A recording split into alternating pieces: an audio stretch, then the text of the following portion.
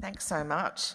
It's great to see that people feel confident here about just how quickly you can accelerate decarbonisation, because we've done the analysis and it is now a race to the top, no longer carving out the bottom, absolutely sort of seeing the carve-outs as a way of protecting those that have vested interests. But we're seeing huge amounts of partnerships, supply chains that are tying up the limited supply of decarbonised materials in order to be the most zero carbon product, whether it's a car or some sort of plant, whatever it is. We're now seeing those sorts of changes. And so we've got an amazing panel today where we're going to really hear from some leading edge businesses and also a brilliant designer, all about what it actually takes to drive this.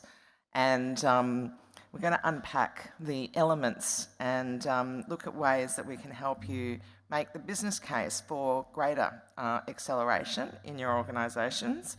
And it sounds to me like it'd be a good time to get all of our panellists that are here on stage. We're going to welcome Chris online, and we're going to have Sophia. Thank you very much. All right, so thank you all. Please have a seat. We're going to have 5 minutes for each speech, some questions, and then we're going to facilitate a panel session. If I can, at the beginning, just talk about the need for acceleration. So I'm just going to put the curve up for a moment. When I talk about the social maturity of technology, there's one thing that technology can do, like you saw in the budget, where the assumption is that $1.6 billion of investment is going to accelerate decarbonisation. But we also know from the analysis that we've done that it takes social maturity to enable technology. That's the mindset, the culture, the capability. And in the social maturity analysis, the good news is we've gone over the last 10 years from the bottom half of the curve, where businesses can be really justifying the existing business models, to the top half of the curve, where if you haven't started to dramatically change your business model to be zero carbon, you are going to be left behind. So what we're seeing now is the acceleration likely to go quite steep now, and we're forecasting that therefore it will be a norm. So in essence, if you don't have a zero carbon strategy that you can achieve within the next 5 years, the supply is likely to be tied up, and the disadvantage that you'll feel from investors, consumers, etc., will be significant. So to hear about that, to begin with, I'd like to introduce Chris, who's taken an incredible journey in terms of his own experience and his context for how a miner can make this transition. So I'm going to hand over to you first, and thank you very much. Thank you very much, Catherine, and good morning, ladies and gentlemen. Yeah, look, it gives me great pleasure to sort of tell you about our journey and how we've pivoted away from 4 generations of gold mining into producing minerals and materials for a sustainable future. Initially, we moved into lithium in 2009. We could see that energy storage, energy is life. And so we could see that we needed to get exposure to these minerals to create the batteries to store energy, preferably renewable energy, and to deploy them into cars or stationary energy storage batteries, for people that are not connected to the grid. We saw a fantastic opportunity there to improve our sort of standard of living sort of globally. And so we developed with a couple of partners the world's second largest supply of lithium based in Western Australia. Once that was in construction in 2015, we then looked at the supply chain and thought, well, what are the trends coming forward? And we could see that we had to accelerate our movement up the supply chain down the supply chain in a manner that was going to be most sustainable in the long term. And so we then looked at battery recycling, taking these batteries, which are a combination of eclectic materials from all over the world, lithium from Australia or South America, cobalt from Africa, nickel from Indonesia. They get made in batteries and shipped all over the world. And what we thought, well, they've got very long carbon footprints, and so we need to reduce that. So we need to recycle and recover those projects at the end of life. And we're building Europe's largest lithium battery recycling business with a big German engineering company, and we're building a demonstration plant in Germany sort of as we speak. And, that will essentially take out 90% of the additional carbon that's generated in the production of EVs, because you've got this new battery, and it's the materials in the battery that contribute to the carbon. If we can bring that down, we can reach parity on a carbon basis with the EVs. Instead of 7 years, we're hopeful that we can do it in less than one. It's not a sort of panacea for everything. Even if we recycle every battery in the world in 2030, it'll still only be enough for 10% of what we actually need. So we will still need minerals in the ground. So we've got carbon footprints. So, there's carbon involved in the mining.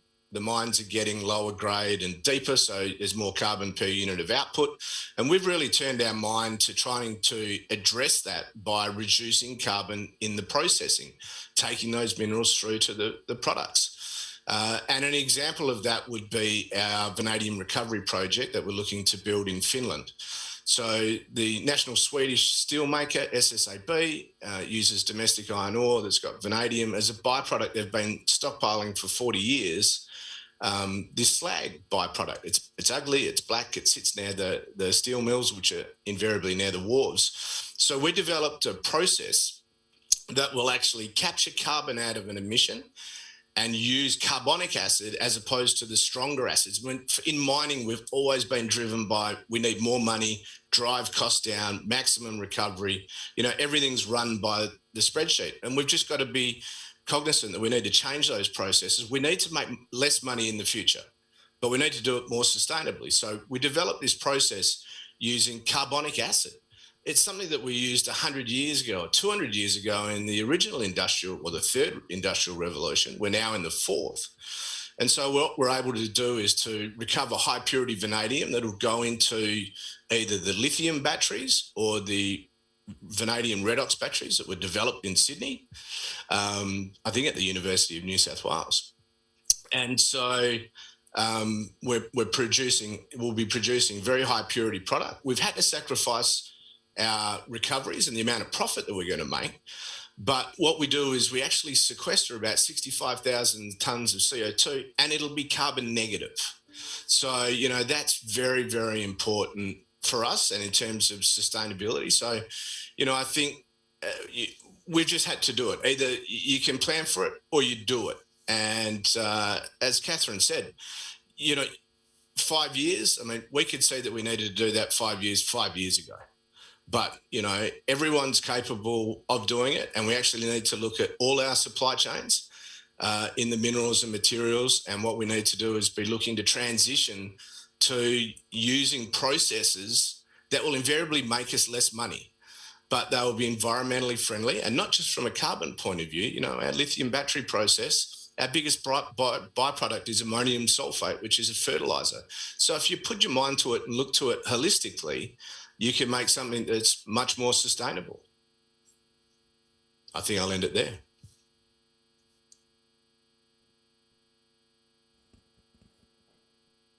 Thank you so much, Chris. Do we have any questions for Chris, either virtually or in the audience? While people are thinking about it, I might just ask you the question. You've driven your innovative strategies based on not just thinking about profit, but and accepting, if you like, less profit. How difficult was that to convince your investors that was a good strategy for innovation? Yeah, look, I think it's really more about convincing the board. So, my board are there for the shareholders to make sure that, management gets the most efficient use of the shareholders' funds. And so, we have to go through it just like a normal process. We have ideas, we have to do some studies, we have to do some test work, we have to go through a very disciplined toll gating sort of strategy. But we're all about, one, the process and trying to make it environmentally friendly, and then having an open mind, letting the chemistry tell us what could be the best way to do it. And in fact, trying to develop flow sheets that can render some of our previous business models redundant.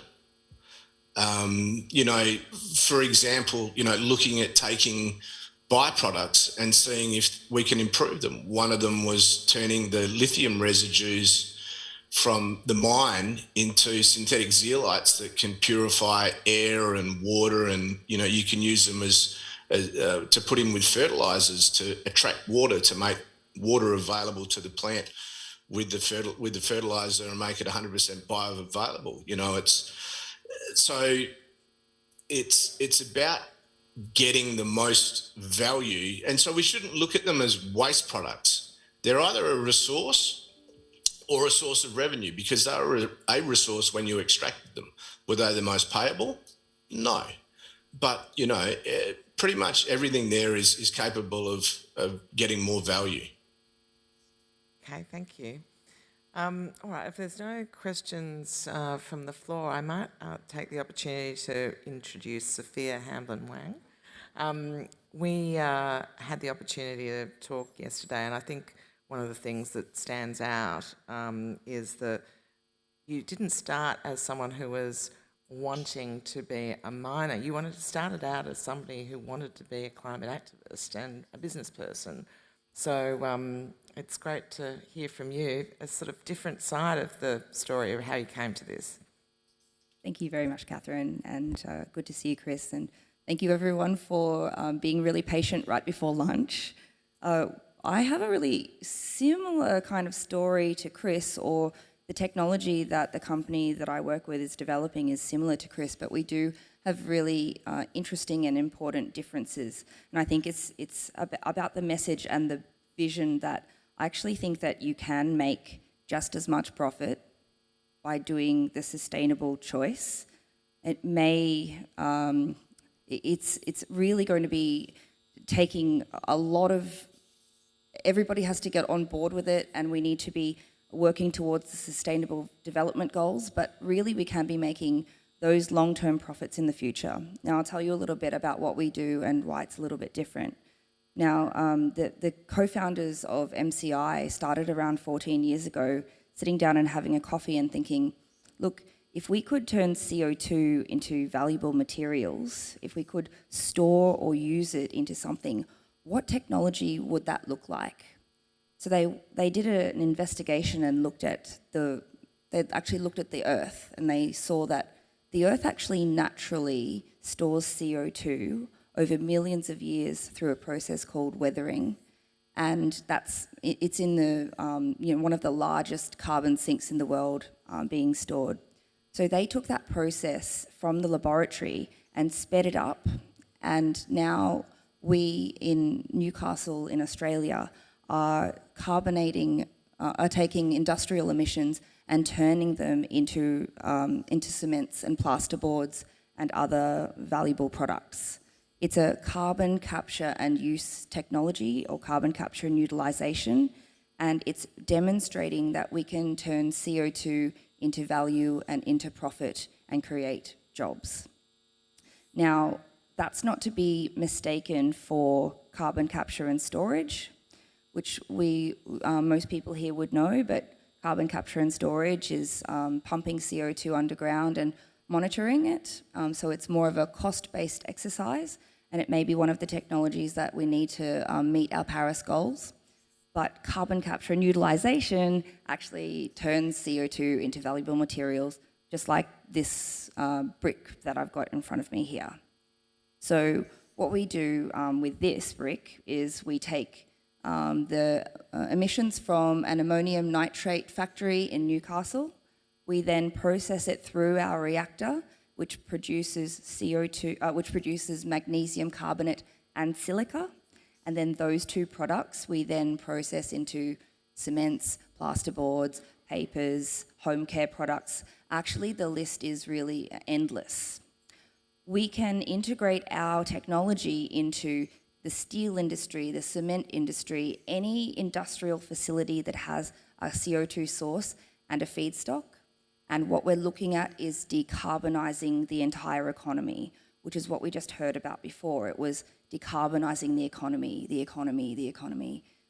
It's more than just energy, because we all know how we're going to decarbonise energy. Renewables are here to stay, and they are going to meet all of they're exceeding our expectations. But we have those harder to abate sectors like the steel and cement industry and others that don't have clear paths to decarbonisation. So what we're really looking at is the transition. We need technologies for the transition so that in the meantime, while we meet our Paris goals, that we're taking CO2 either out of the atmosphere or captured from industry and putting them to good use. Thanks so much. So a bit of controversy then about what you can actually deliver from a profit perspective. I'm really interested to see the kind of return argument. You've had major investor from day one. Tell us a little bit about what attracted them.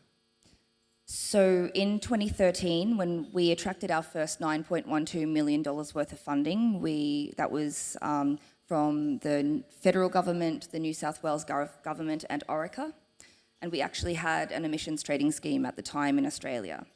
So there was, as we know, the time that we had the ETS was one of the only times in Australia's history where we've been able to bring about a reduction in CO2 emissions.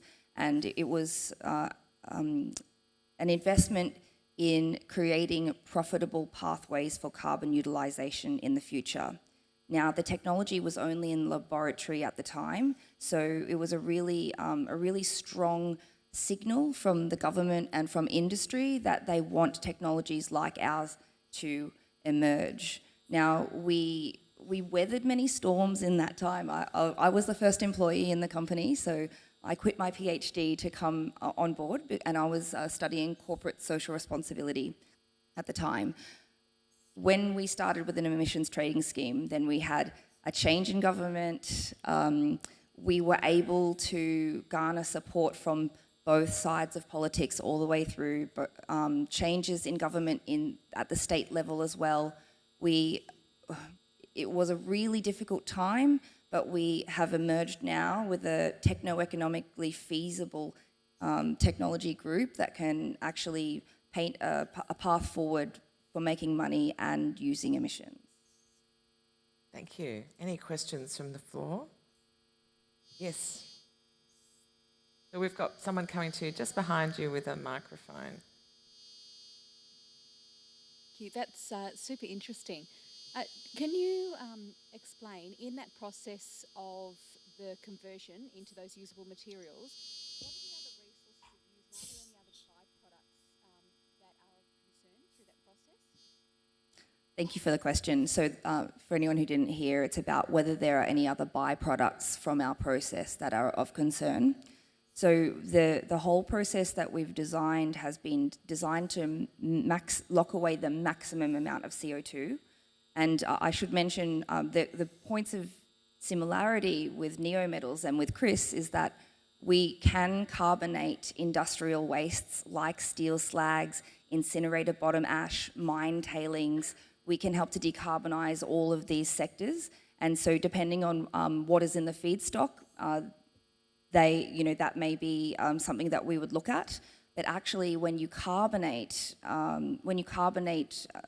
wastes, you actually render them inert and lock them away into, really into solid forms. So we've designed the whole process to be zero waste, and we don't anticipate any hazardous byproducts. I'm happy to speak to you more about it after. Yeah. Thank you.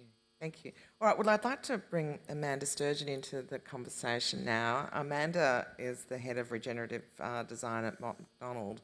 I'm keen to hear from you about what and how regenerative design will help us drive decarbonisation, and also perhaps from your perspective, the kind of ways that you've built the business case up. Over to you. Yeah, sure. Hi, everybody. So I come from I'm an architect, been a nonprofit leader and now in consulting advising. And my focus throughout all of that has been on creating a regenerative world.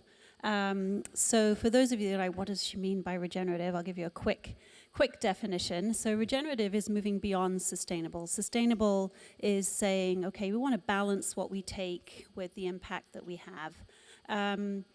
I would argue that while that was probably a good place to be at and to have achieved 30 years ago, in the current situation that we're in with the amount of biodiversity loss and the rapid pace of climate change, my work focuses on that's not going to cut it. We have done so much damage to the planet and to our systems, and carbon for me is one of those sort of symptoms.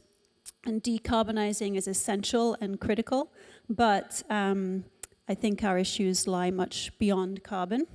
You can just see from sort of the past decade that, the UN set as a decade for, biodiversity and set, a range of different goals. After that decade, not one of them has been met. We've lost 75% of Australia's biodiversity in the last 200 years. So, this is not just a carbon question. It's also about how we approach the world with people as center in a very ego-driven way that looks at what we can take, what we can make, and then what we can throw away. So regenerative is very much about harmonizing our relationship. I would argue that our relationship to the rest of all the living systems on the earth that we live on is quite broken currently. We can't continue in the path of take and make. It's people at the center. We have to, I think, design and create everything we do, thinking about all the other living systems. So as we move towards renewable energy, and I work sometimes with our energy sector, it's not just about saying we're creating renewables, that's fantastic. Well, when you create those renewables, are you having an impact on biodiversity? Are you having an impact on community and social cohesion?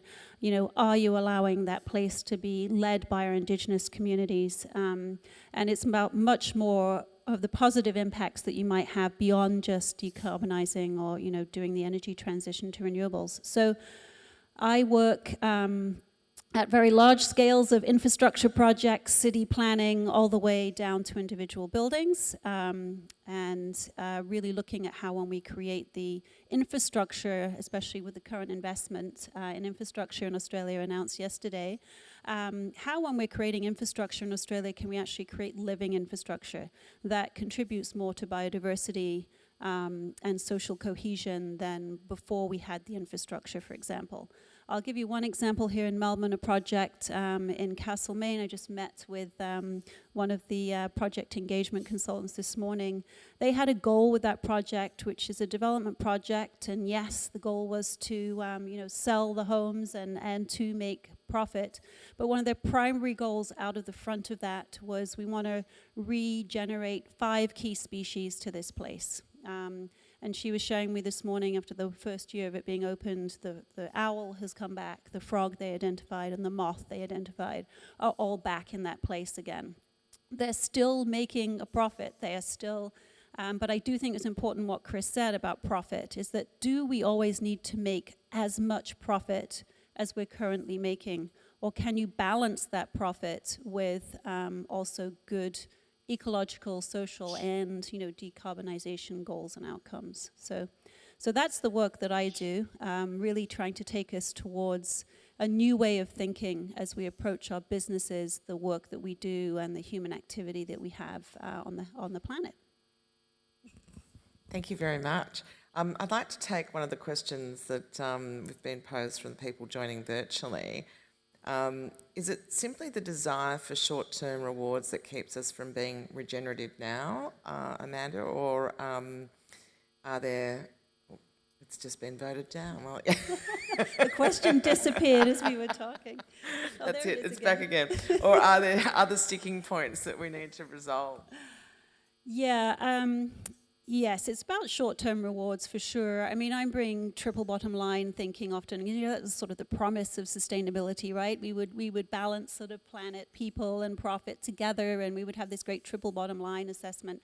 I mean, rarely have I actually seen that done in any development or infrastructure project. And so, trying to bring just that sort of, thinking about, okay, this is the upfront costs versus the long-term cost benefits. We generally aren't even valuing nature. I mean, I think the UNDP put it pretty well after the sort of, all of the biodiversity goals were missed, and that we need to figure out how to actually finance the regeneration of nature versus the destruction of nature. And so, yeah, I think it's about the sort of short-term vision often of not looking at the long-term benefits, but it's also about sort of what we value. We currently do economically incentivize the destruction of nature, and it's a, $8 trillion value in Australia, and we value it as something we take versus something that we regenerate.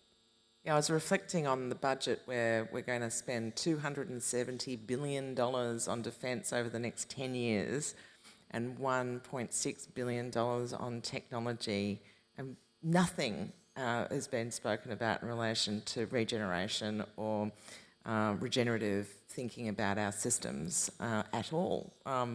Do you have any thoughts about that? Yeah, I mean, we've even seen the koala, the much-loved koala, on the brink of extinction here following, the bushfires, and still there is almost, little investment in looking at how we could support the koala to thrive. I mean, if we can't get to one of the keystone sort of, iconic species, if you like, of Australia and see them being in such, a dire situation, and that not change how we invest in nature and our ecosystems, I'm not sure what it's going to take. It's challenging, and I think we've seen as a species, some of us, I think in the conversation last night, said, we're just not a species that can, as we're sort of, like frogs in the pot of water that's heating up. We're not a species that can kind of see in the future, oh, it's going to be boiling over soon. We sort of react once it's boiling over. And we see that with coronavirus, right? We've reacted in varying different ways across the world, but we've reacted once it's happened. Wouldn't it be fantastic if we could now react to things we see coming at us in the next very short period of time? I was talking to Simon Longstaff, who's the head of the Ethics Centre, yesterday, and he was saying he really thinks that we're going to move from EQ to what he's calling SQ, systems intelligence.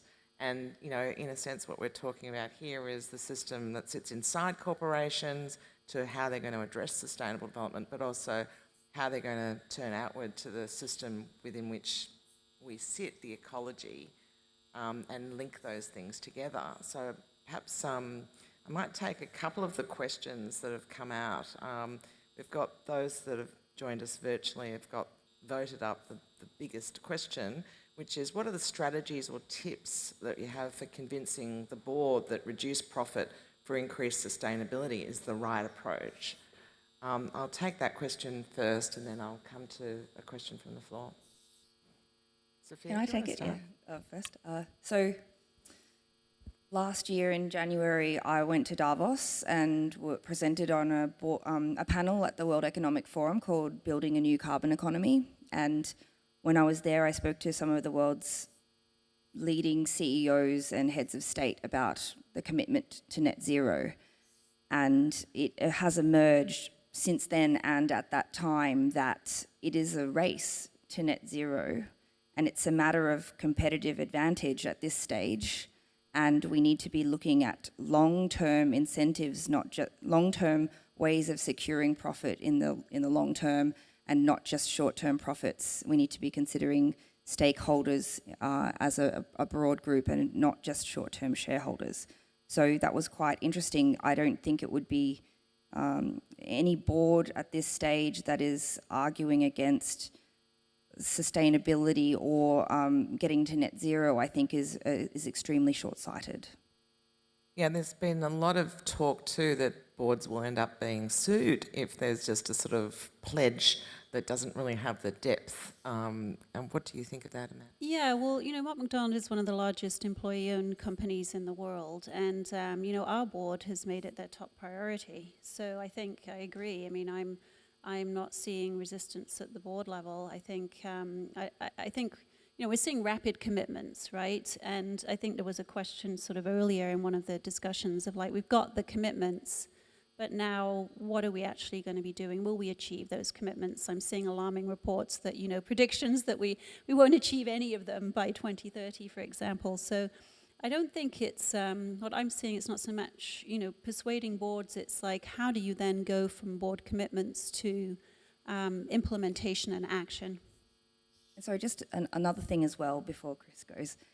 It's not because it's the right thing to do, it's a straight up capitalist play. It's about hedging risk and making money in the long term as well as achieving our sustainable development goals, just to be clear. It shouldn't be difficult to see that we will make more money in the long term if we commit to these things. Yeah, I mean, I think some of the tools we've had are sort of old-fashioned because they're looking at what has occurred in terms of markets of the past to say, well, what percentage of the market of the past? Well, you need to be able to forecast markets of the future and then what your return on investment's going to be. And things like analysing that, I think, really means that we've got to call on different sorts of tools.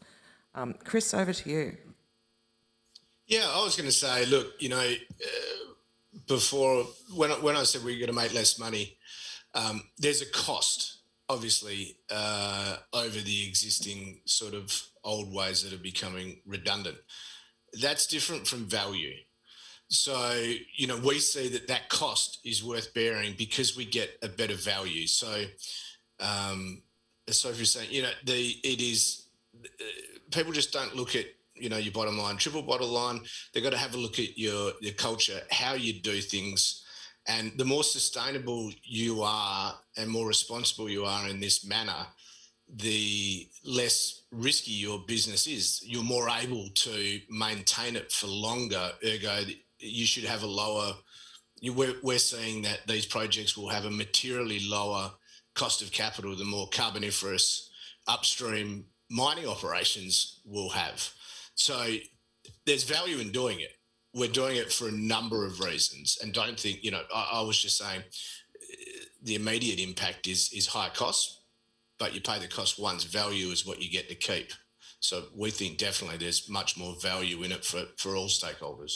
Yeah, I like that differentiation of cost, price, value, and then also forecasting the size of the market. If you position yourself well within that, I think that's a great way of summarising it. So I've got two questions from the floor. One over here, please, and then we'll come to you. Me again. Sorry. Could you just introduce yourself and your Greg organisation? from Wynyard again. We're all sitting here and we're all living in buildings in this city where all our boards are competing to be in the maximum Green Star building. What we see is a complete disconnect between the wish for the new, as everyone moves into a new building, and all the stuff going out the back door as soon as someone's vacated into landfill. And I think that's part of the issue, is there's a disconnect in the whole procurement cycle between buying the new shiny thing and getting rid of the old. Comments? I mean, one of those chairs is recycled. I won't tell you which one, but yeah, we're seeing a complete disconnect between procurement and disposal. Yeah, the circular economy essentially is what you're raising. Would you like to I take that? totally agree. I mean, circular economy is a key part of moving towards regenerative as well. I think one key barrier here in Australia, just having, I've been living in the States for the past 20 years before returning back to Australia last year, is that, the supply chain, again, things keep coming back to the supply chain, don't they? But, the supply chain is full of toxic chemicals. All those exit signs have got mercury in them, our faucets and fixtures have lead, there's a lot of toxicity in our materials supply chain. So when we come to replace or hopefully, renovate existing buildings versus demolish, there's a lot of materials that actually we we don't know what to do with them because we haven't created materials in the first place that can actually be reused or deconstructed and, have a new life. So I think one of the key things to us moving towards a circular economy in terms of the building sector is very much about cleaning up our supply chain first, and then figuring out ways. There's some fantastic technology. There's a great company in the Netherlands who are actually created a platform by which you can have a whole digital sort of model of a building and all its components, the ingredients, and every single item that's in the building, so that when it comes to renovation or maybe demolition at some point, you can immediately put those items back into the supply chain, for example. So there is some incredible sort of technology emerging about how we actually fully sort of get to a circular place with buildings, but it's still a little bit of a way off. Yeah. And I've seen that with some landfills too, where people are actually separating types of metals so that at some point, if we can work out how to reuse them, it's there and available and been sorted out in that way already. So you sort of are seeing those sorts of advances, aren't you? You can choose the type of landfill, you can choose the type of circular economy you're driving, and there's a lot of investment in that. How are you seeing that from your side, Sophia? Have you got? I was just going to say that circular is pretty sexy right now, and I think it's going to get more and more so. So I think the more demand there is for repurposing old buildings and embedding as much circularity into everyday life as possible, it's only going to be a good thing. Okay, so I've got a question from the virtual question that I'd like to ask, and then I'll come to the floor. The question here was both MCI and Neometals are examples of highly innovative companies. How have you nurtured that innovative thinking and, more importantly, the execution? Start with you, Chris, and then come to you, Sophia. Yeah, I guess we're a pretty flat sort of organisation, not a lot of hierarchy, and so when we approach projects, opportunities that come up, I try to give the technicians just forget about what you've learnt. What's incumbent? If I told you, we're trying to, for example, the batteries, we don't want any NOx into the air. Any water we discharge got to be, drinkable, and any tailing that comes out has got to be inert or useful. And let the chemistry, all of these minerals and metals associated, we disassociate them and separate them so that they can be reused. And so I think it's just giving them the freedom and the time to explore and to trial and error. If it's called research and development, we wouldn't call it that if we knew what we were doing. So, we fail quite often, but we fail for the right reasons. It's like an authorising environment and a capability, essentially, both those things you're investing in, sounds like. Sophia? Yeah. Yeah, so I like that, the failing often thing. I'm daring to try things that are quite exceptional and then learning well if they fail is a really good way of approaching it. We at MCI, we're a company, but we're actually just a team of 25 really awesome people and in cross-disciplinary areas. So we've got geologists, chemical engineers, process engineers, research commercialisation specialists, all kinds, and we really embrace the diversity in our team and brainstorm as much as possible and coming back to our principles, which are locking away the most amount of CO2 while still making money. And we've been actually had a really exceptional amount of partnerships as well with some of the largest companies in the world, where we approach the problem with in novel ways. And I think we'll have some pretty big announcements in the coming months, but it's an exciting time. Great, that sounds wonderful. Over to you. Thanks, Ross White from Think Impact. Look, I'm really struck, and I congratulate you, by the way, by having sort of extractive industries sitting next to someone who's talking about regenerative business. And I commend the organisations for mitigating their negative impacts. But the question is, given that our current Corporations Act requires you to act in the interests of your shareholders, are we always limited to fluffing around the edges in this kind of mitigating negative impacts way? And can we ever get to regenerative business unless we totally reimagine the way that we structure our corporations? Amanda?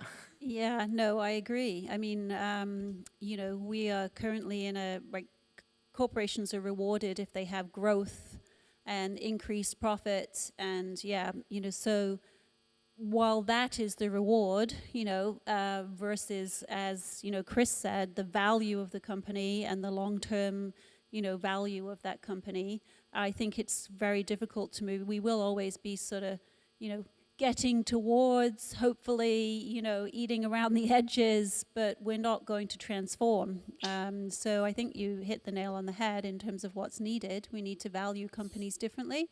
And, it's not always about growth and record profit. And I think Chris has really illustrated that well, is that if every company is, aiming for record growth and profit every single year and continuously, you will, I don't think, ever create really good value and move towards regenerative thinking. So we have to see sort of corporations and businesses change that model. And I am seeing it in the investment industry, purely from sort of the construction, engineering, design, architecture perspective. The investors in buildings and assets now are requiring, those designs, if you like, or engineering solutions to have embedded in them zero carbon, principles, for example, because they are seeing the long-term risk of having negative assets as policies have to change very quickly, potentially in the next decade. They're seeing that their investments could be bad investments, beyond the next 10 years. So, in construction projects, infrastructure projects that I'm engaged in can take 10 years to realize, or 20 years. You see the Melbourne Metro, for example, and suburban rail loop type projects here in Melbourne. So I think I see a shift in the investment and financing community, but yes, I'm not seeing a shift yet in how we value companies, and that's pretty critical. And there are some examples, though, with the Australian Stock Exchange Listing Rules requiring companies to be able to articulate future risks, where the orientation is to, define what you think the future is and how quickly it's going to change the actual business model and the risk profile of the organisation. So I would have thought there's got to be a lot more definition around that to be able to meet that grade in the future. Sophia, what are you seeing? We're seeing an explosion of investment in the ESG sector in the past year or so, which really does indicate a bit of a values shift in the corporate world towards, thinking about more than just profits. I've been keeping this is a topic that I care quite a lot about. I've been keeping quite an eye on the things like the Business Roundtable in America, releasing a statement that basically that the stakeholder, that profits should not be the only thing that organisations care about. We should be considering the full stakeholder value. And then the World Economic Forum that I was involved in was all about stakeholder theory and encouraging that. You can see that there is a global consensus changing, and it's now that America has a change in leadership, we may see a little bit more happening over there, but I'm not sure what's going to happen in Australia. I think we like to follow fast and not necessarily lead in change in that respect. Yeah, I mean, it's the heralding of the stakeholder capitalism, and I agree. It's the US Roundtable is a great lag indicator of change, and if they've made the switch, then goodness me, it's got to be pretty quick for Australia to make that switch. Just in that Biden decision, half of what was Hunter Valley Coal clients were lost in, just like that. And so if you aren't actually forecasting what the emergence is and the rate of change, then clearly you're not actually managing future risk effectively. Chris, how do you see this playing out? Yeah, I think, going back to what Sophia said, I was sort of saying that we're our tailings, a lot of this stuff and our products, we're not counting them as value, and she's able to actually make them into something that is useful and to make profit out of it. So clearly, I'll be needing to pick up the phone and having more of a chat with her about that. That's Here's a partnership in the making. I love it. It's a great cross pollination of ideas. I've taken it some way, but clearly I haven't gone far enough. I think, if you have a look at how you value something, it might be a snapshot of what it earns at a period in time, but you really have to look at the propensity to sustain that looking forward. And, I think, had we still had a carbon price and the ESG trends, pushing us to become zero carbon, there would be a cost to becoming zero carbon if there was indeed a carbon tax. So what I'm trying to liken it to is you don't know what the regulations, are going to move going forward. There is this groundswell change. And what does it surface as? Certainly in Europe, where we're very familiar with, they've got the new battery regulations, and by 2027, you're going to have minimum content of recycled materials in new batteries, right? And no one's put their mind to that yet. Everyone's just worried about how we get the raw materials to supply the battery plants, because for the life of me, no one can see how we can get the materials either out of the ground, let alone recycling. So, if something like that comes up, you can get these black swan moments that can be a fantastic tailwind, or that can just be the death knell. It doesn't take much. You go into certain states in the US and the gold miners just got hamstrung once. Back almost 2 decades ago, they banned the use of cyanides. So all of a sudden, that was the only way to extract low-grade gold mines, and bang, the industry stopped. And I remember a tailings plant at Byamare in the late 80s, early 90s, that went. And then all of a sudden in Europe, no cyanide for gold. So, things can change very, very quickly, and so there should be a cost of carbon. If we're going to get down to zero, that would stimulate transitioning to zero carbon. I mean, there's a carrot. They have, it's a carrot and a stick approach. Currently in Australia, there's no stick, and the carrot would be, as Sophia mentioned, becoming more sustainable for ESG investors, lower, access to green pools of capital, the like. But we should fully accept that, if there's not carrots, or the carrot's not getting the donkey to move fast enough, they will pull out the stick on us. I mean, it's an interesting idea, though, that if you are trying to see an acceleration and the social maturity of the issue is low, then you need the stick to some extent to kind of kick people up the curve. But at the point where it's a race to the top, I don't think you even need a stick anymore. Like, the carrot is clear, and then it's a question of whether you've got the cultural capability to actually make the best of the strategic opportunities available to you. I mean, Amanda, what do you see in terms of cultural differences between one organisation and another, and what you think the criteria are that you would say, oh, that's an organisation that's going to be able to be agile enough to see the drivers and make it happen? Yeah, I mean, I think it's clearly, as we heard, I think, from Paul earlier, it's clear you've got to have, board, CEO, leadership, commitments. But I think for me, right now, it's about how are you seeing those commitments translate into the way the business is actually changing on the ground. So, for our business, for example, 5 years ago, we said we're not going to be engaged in coal mining of any kind. We're not going to, we picked certain industries that we would not be engaged with. And I think that needs to continue to grow, in that we actually need to be also bringing zero carbon solutions directly to every client that we work with, for example. So I think for me, in looking at businesses, it's like I'm seeing them make a shift in how every employee in the business is thinking about, the future in terms of decarbonisation, from my perspective, regenerative thinking, then I see it's a company that I think is shifting the culture. But if it's just a mandate at the top and there's a few perhaps, a couple of little greenwash changes, I think someone said, how do we prevent it from being the next greenwash? I think at the moment it's in high risk of that. I think everyone's talking about their commitment, but I'm not seeing change happen fast enough. So has to now be filtering down to how everybody does business, and that may mean for a year or two that you need to invest in it in a new way.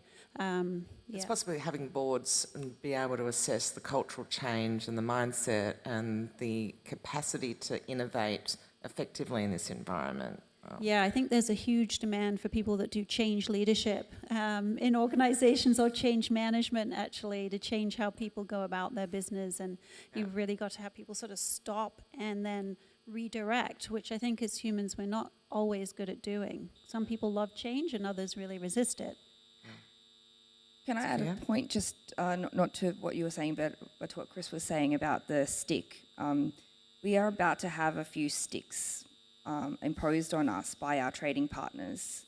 We have the UK that's going to impose a tariff on high carbon intensive imports, and many other countries in the world are looking at doing something similar and following suit. So suddenly our exports are going to become not as cost competitive, and while 70% of our trading partners have committed to net zero by 2050, that's something that's going to become way more relevant to us. And there actually is a Senate inquiry on this at the moment, led by George Christensen, where there is that sort of assessment being made. It's probably great for everybody to put some submissions in relation to that, because there's a fear that really this is just an agenda by activists, as opposed to a trade issue.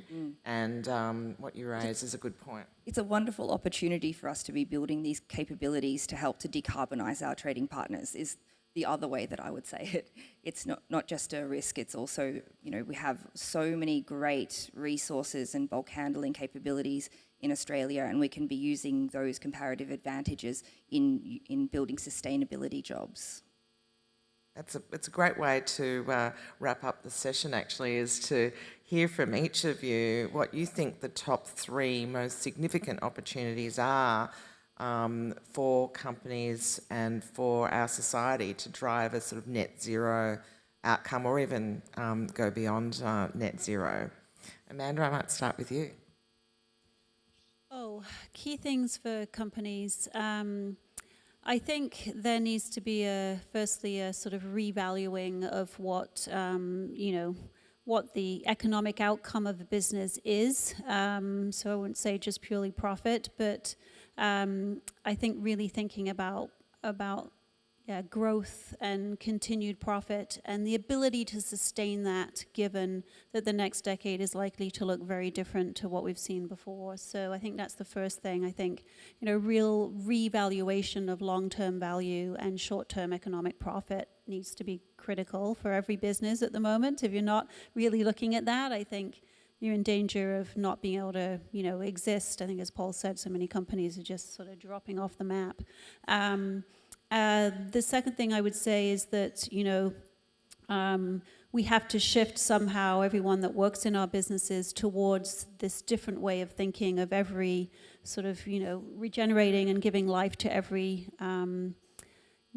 other living species and versus just people. So I think, there's a small thing I would say is you have everyone in your business, and we did this, watch David Attenborough's latest documentary, A Life on Earth. And if you're not shifted by watching that in terms of waking up to do something about responsibility we have in our hands for all the other living species that we share this planet with, I think you will after that. So that's a very quick one. And then perhaps the third one is, educate yourselves about, these new economies, circular economy, donut economies, regenerative economies, regenerative agriculture, different ways of us actually being, able to allow both nature and humans to thrive in the long term, because I think that's the end point we need to get to, and it's be very easy to get caught up in the next 5 to 10 years in purely decarbonising without looking at how we actually shift how we exist here on Earth and what our relationship is to each other and to all the other living systems we live with. Thank you, SQ. Over to you, Chris. Yeah, look, I would say everyone's got a choice. You either do it or you don't do it.